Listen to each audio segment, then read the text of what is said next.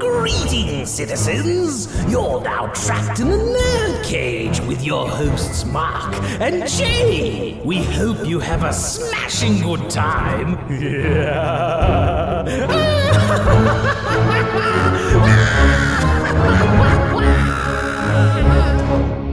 Hello and welcome. That's right, you're trapped in NerdCage Live. This ain't just a reaction show, but a debate show and a live discussion on everything that makes people like you and I tick. So thank you for joining us tonight.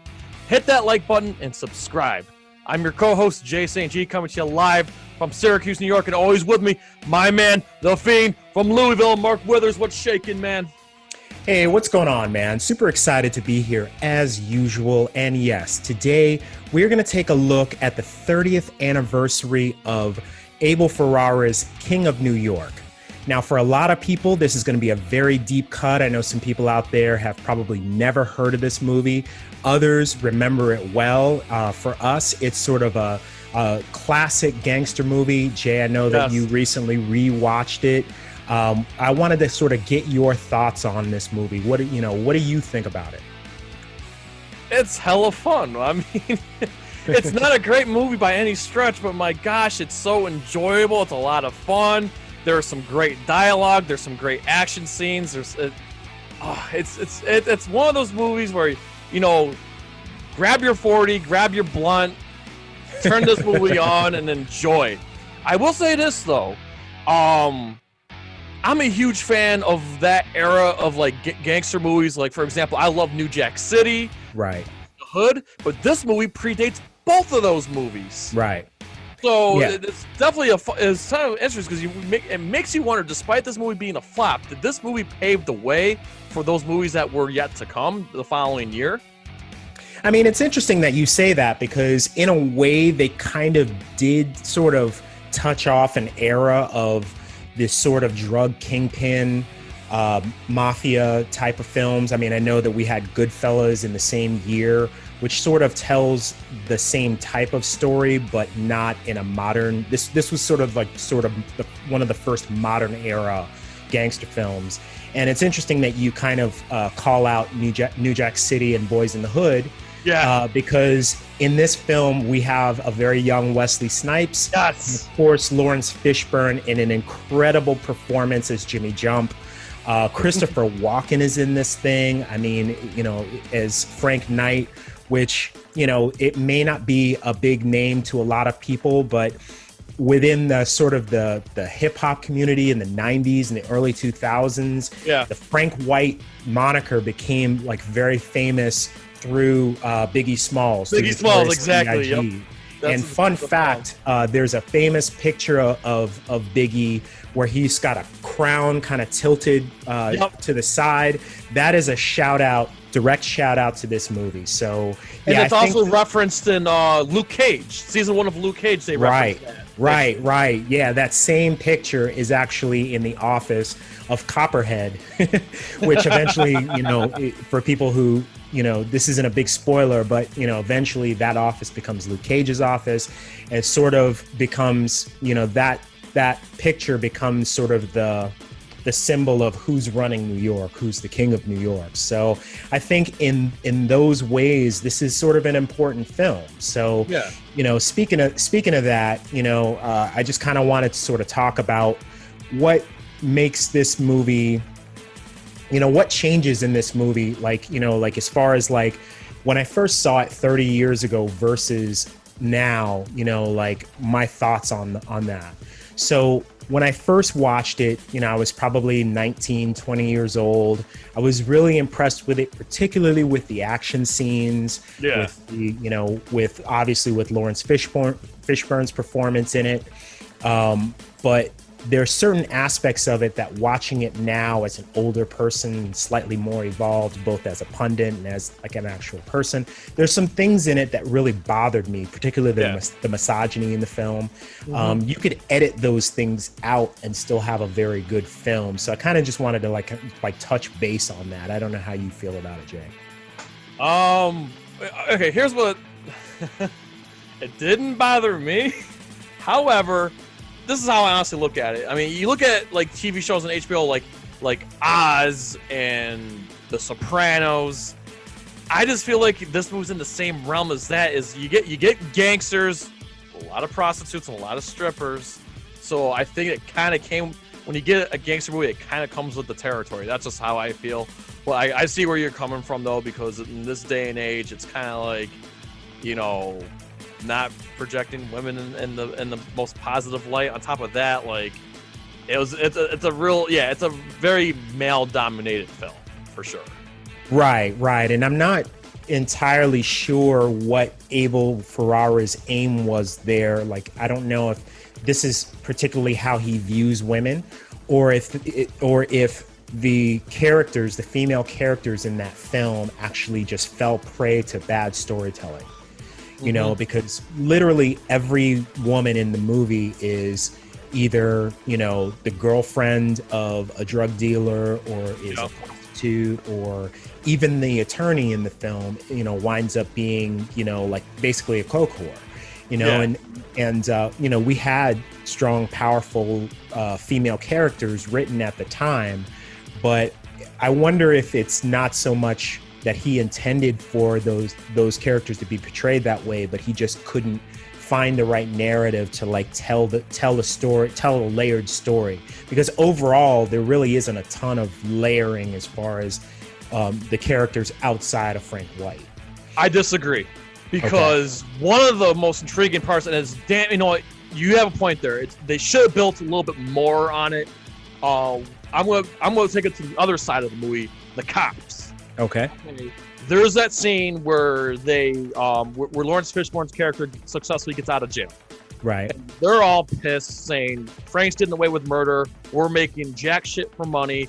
He's making millions of dollars off of murder and drugs and this and that. And finally, the red-haired cop was just like screw it, let's do something about it. You know, the law ain't shit. Let's do this ourselves. And the chief's just like, don't do anything stupid. Don't do anything stupid. So this is where I like the movie. This other side of the movie is that you get where they're coming from. They can't break the law, but the law's not doing anything to put these guys behind bars, because whenever they get behind bars, because of the money, because they're lawyers, they get away with it and they get out of jail and they're frustrated and they're fed up with it. So they go, you know, they go vigilante, and like, I love it. I mean, that's just one thing. There's another conflict there in the police force that they're trying to do things by the book and they can't. So I think that's where this another, you know, element of the movie where I really like it. I wish we got a little bit more, because there was just that one scene, like I just mentioned, at the bar, and then you got, of course, they showed the cops at the wedding.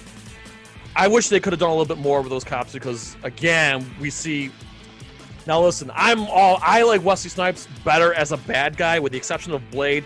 I think Wesley Snipes is better as a bad guy, but he makes an awesome freaking cop in this movie, and it's a damn shame we didn't see a little bit more of Wesley Snipes' character. But when they do the heist, the heist scene there, where they, you know, they try to end them on their own terms. I mean, that's just that was like one of the best scenarios of the movie. Now, I agree with some of what you're saying, right? So I like the overall abstract of that part, you know, of that film, where these cops, they're seeing, you know, sort of a revolving door with the criminals that they arrest, particularly, you know, the ones that work for Frank White. Mm-hmm. They're not really seeing much progress. They're getting frustrated.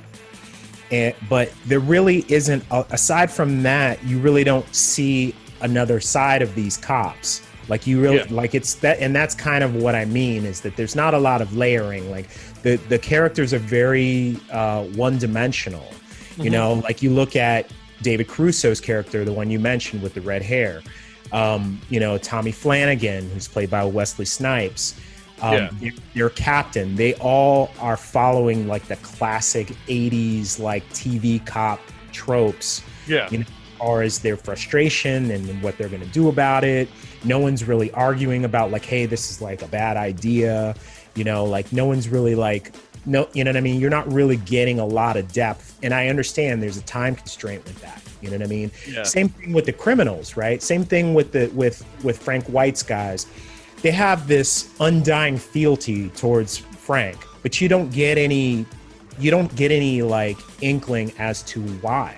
Like they could have given us some background into like why they're so loyal, particularly Jimmy Jump and some of the other characters, Giancarlo Esposito's character. They have this like undying loyalty, and they don't ever explain why. It's just they don't exactly imply, but this is the impression I got, was the other gangsters in New York weren't hiring blacks.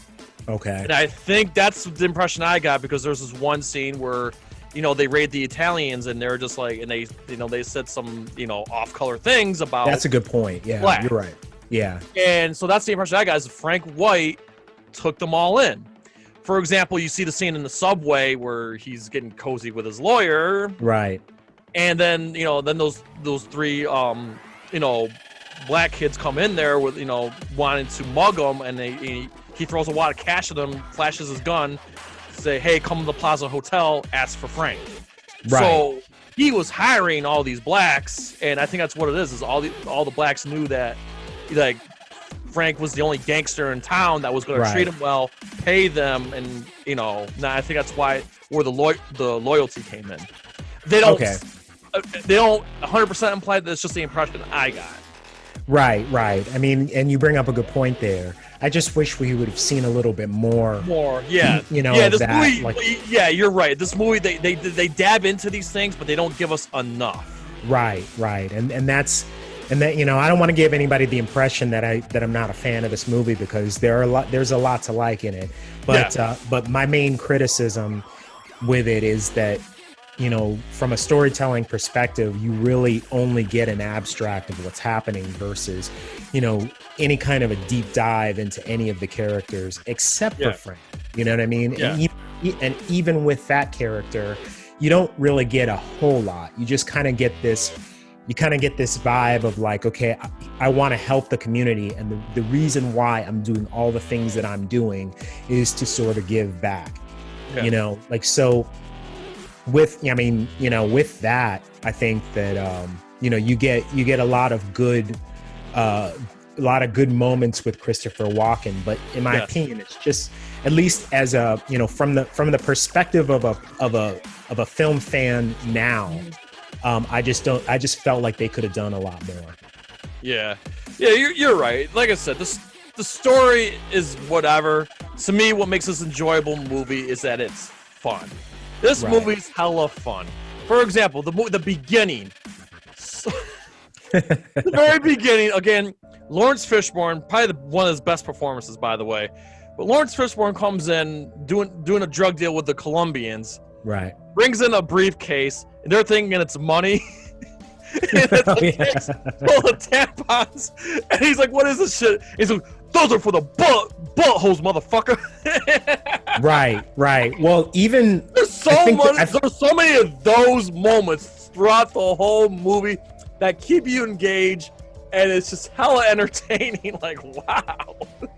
Right. Well, you know, I think that the more interesting part of that scene, the more interesting part of that scene to me is like his demeanor, like before the whole thing like goes down, right? So he's like just sort of being a goof, you know, and basically like, hey, like, I'm thirsty, like, can I get a soda? You know what I mean? Like, asking the guy, like, yo, got nothing to drink around here. Right, and they go back to that, and then like as the deal's going down, you know what I mean? Like he goes to hand the guy the briefcase, and the guy goes to take it, and he's like, where's my soda? You know what I mean? Like, just like constantly like making fun of him. You know what I mean? Like, and he's without a doubt like one of the bright spots of this movie. Like, you know what I mean? Like, and this is a year before like the world knew him as Furious Styles in Hood, and then several years before, of course, we all got to know him as Morpheus, which is probably a famous role. Well, I mean, he was actually Laurence Fishbourne was in Pee Wee Herman.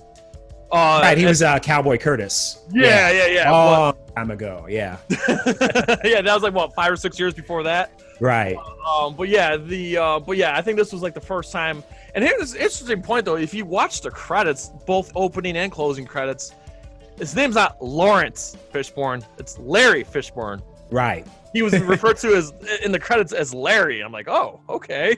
Yeah. That's he interesting. steals the show, no doubt. He steals the show again. A great performance from Wesley Snipes. Christopher Walken again with the goofy Frankenstein haircut and the goofy dances, and it's definitely a Christopher Walken movie. Probably his best performance outside his cameo from Pulp Fiction. I agree with that. Yeah, this is the movie that actually like made me aware of Christopher Walken. Yeah. Like I had heard the name before, like he'd been in some really big movies like The Deer Hunter and Dogs of War and some other ones, McBain. But I had never actually seen him in anything that I remembered.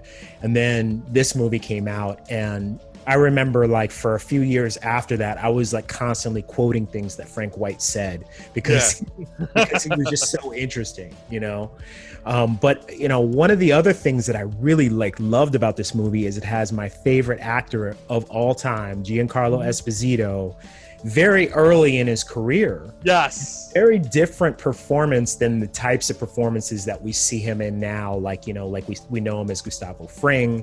Yep. We know him as the head of VOD in The Boys, and some of his other performances that are just like really strong, powerful, like boss type of roles. Here he's like just very clearly just like a young gangster, like very energetic, very like passionate, a very different type of Giancarlo that we're used to seeing. And I had actually forgotten that he was in this movie. So did I. Yeah.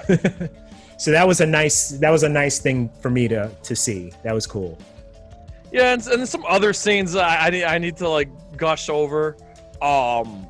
I always see the part where Laurence Fishbourne gets arrested at the chicken joint, right? Which I feel like he steals the show in like every scene he's in. Like, and then of course, I guess I'm going into spoiler territory here, but pretty much his showdown with Wesley Snipes there, right? And probably one of the more memorable deaths I've ever seen, because Laurence Fishburne's laugh.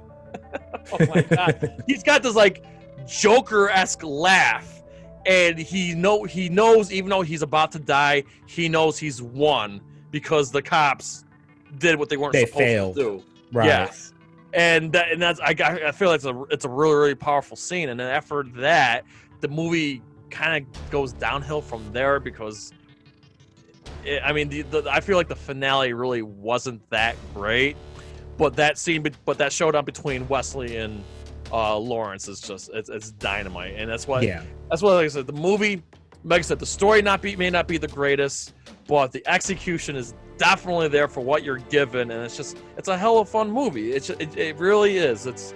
I had a field day rewatching it. Highly recommend to anybody to check it out or rewatch it. It's readily available on Amazon Prime. So I don't know if there's any other platforms, but Amazon Prime has it. It's there. Check it out.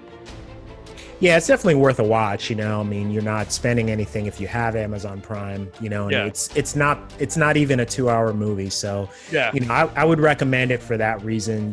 Just to see all of these early these early performances of people who have gone on to be big stars. I'm a big fan of like films where we can kind of take a look back and see like before they were famous. Some of the people we mentioned before, Wesley Snipes, David Caruso, you've got Giancarlo Esposito, and you've got Harold Perrineau, who a lot of people will recognize as Michael from Lost. He was also in Oz. He was also in The Best Man. A lot of big movies, a lot of big movies and TV shows that sort of came out in the early 2000s. He was a very big part of. Mm-hmm. But he actually played one of the subway thugs that approaches Christopher Walken. He's the one that, when Christopher Walken throws the wad of cash, he catches it. Yes, that was him. That was like, I believe that might have even been his very first Oz, role. I'm like, and then now I got wow. Yeah, that was him. That's what I love about these lookbacks, man. You just mentioned, you hit the nail right in the head. Is we get to see these stars that we know and love today, and see them back before they really hit big. And I really hope these lookbacks encourage people to like check these performances out. Right. I mean, whether you love or hate a movie like this, I think that it's, it can be beneficial to take time out to kind of watch it, just to see how, like, how film in general has evolved and how a lot of these big stars, evolved, and how their acting was different then versus now. Yeah. Now, before we go, Mark, we were kind of talking about before we went on air. So what do you think? Why did this movie flop? It could be any number of reasons, but one of the biggest reasons, I think, is because it opened against a number of huge films. Goodfellas was out the same weekend. Ghost, Pacific Heights, which was a big thriller at the time. There were just so many movies that it just didn't really have a chance, and it got critically panned also. Roger Ebert famously said that while Abel Ferrara had this great visual style in terms of neo-noir and his use of visual, his ability to tell a story of like a gritty, dark New York. He didn't have the ability to put that into a successful, clear narrative. And people took that criticism and kind of like ran with it and expanded on it. And so it got universally panned at the time. And it wound up, I believe the budget for this movie was $5 million, which was already a small budget. Yeah. But, it only did about $2.5 million domestically. So, I mean, it was a tremendous flop. I mean, they didn't even come close to breaking even. Oh, it's a damn shame. But yeah, when you're going against Goodfellas and Ghost, and even I remember how big those movies were. I wasn't even old enough to see any of those. So, but yeah. Well, honestly, for me, I think this is a solid 6.57 out of 10. Just for turn your brain off and enjoy. It's one of those movies, if you got nothing better to do, this movie is great to fill that void. Right. I would say, yeah, scale of 1 to 10. I'm going to be a little less generous, and I just put it smack in the middle. I would say I would give it a 5 for a lot of the same reasons that Ebert gave it. I think that visually it's very beautifully shot. I love the color palette. I really think that some of the performances in it are really great. I just think that they could have done a lot more with the character development. Yeah. And I think that if they had kind of fleshed these characters out a little bit more, made them a little bit more balanced, I think it could have been a better film, and I also think that it probably would have done better over time. Yeah. And basically, if you're a fan of New Jack City and Boys in the Hood, if you're a fan of those movies, I feel like this is one that you'll enjoy this too. Right. Okay, so our next big look back, we're gonna do a couple of them in October, but I think that the biggest one we're gonna do is we are closing in, believe it or not, we are closing in on the 40th anniversary on probably what may be the biggest superhero sequel of all time, at least at that time it was. Superman 2 turns 40 in October. Yes. I am so excited to do that one. This is gonna be a deep dive because there's a lot to dissect, and there's two different versions of the movie. Before there was the Snyder cut, there was the famous Donner cut, which I have not seen the Donner cut yet. I'm going to watch the Donner cut real soon to get ready for the 40th anniversary of Superman 2. Yeah, there's a lot of history there. I mean, within the production of that film, also with the character, with the Superman character. And there's a lot of interesting things that have to do with Christopher Reeve, the actor. And I can't wait. This is one of my all-time favorite movies. I've loved this movie ever since it came out. I was 9 years old when I saw it for the first time. And I've watched it continuously multiple times every year since that. And, this is in my opinion, this is the quintessential superhero film. I mean, I have a feeling we may have to do a two-parter. Seriously. It's going to be a good one. There's a lot of homework we're going to. I know Mark's homework's already done. Mark is a human Superman. I'm waiting to go. Wikipedia. That's right. So, And I'm going to do my deep digging myself because I'm actually excited to go back and watch it. So yeah, I'm glad you guys are enjoying these lookbacks. We've been hearing all the comments about, what we did for Mortal Kombat and 7. We appreciate it. We have a lot more coming up. October is going to be a very special month with lookbacks, and it's going to be a very special month for guests. I'm sure you guys saw the big reveals. If you were not at our show last Thursday, the big reveal is Matt from Monstrosities will be coming on NerdCage live stream Thursday, October 8th, and Zach Householder, guitarist of Whitechapel, will be coming in October 29th. And of course, October 15th will be NerdCage Live Assemble with us, Dion from Off the Beaten Podcast, and Matt Farden, the famous Joker voice that you hear in the NerdCage Live intros and outros. So, strap in. October is going to be a blast, and we cannot wait to do all. We cannot wait. October is going to be our biggest month yet, and we're looking forward. And we're so happy that everyone here is in for joining the ride with us. Yeah, absolutely. And, like you said, October is going to be the month, and I cannot wait for it. Everybody out there that has been really, just kind of like showing up to the live streams and listening to some of these podcasts and giving us feedback. Thank you so much for that. You're only helping us grow and get better. And, these shows are a good indication of that. And we're only going to continue to grow and get better. So, we really look forward to this month, and we hope that you kind of stick around and enjoy it with us. Absolutely. So before we go, we pretty please ask you to like, comment, subscribe, ring that bell, and spread this shit like syphilis. So the USA, from Louisville to Syracuse to all of our friends and fans around the world at NerdCage Live, enjoy life, stay safe, and good night. Sayonara. Go Yankees. Ooh, trying to get out of the nerd cage, are ya? Well, before you go, hit that subscribe button. And if you're really intrigued, ring that bell. Thank you for dropping by. Until next time, tell everyone you know about NerdCage Live!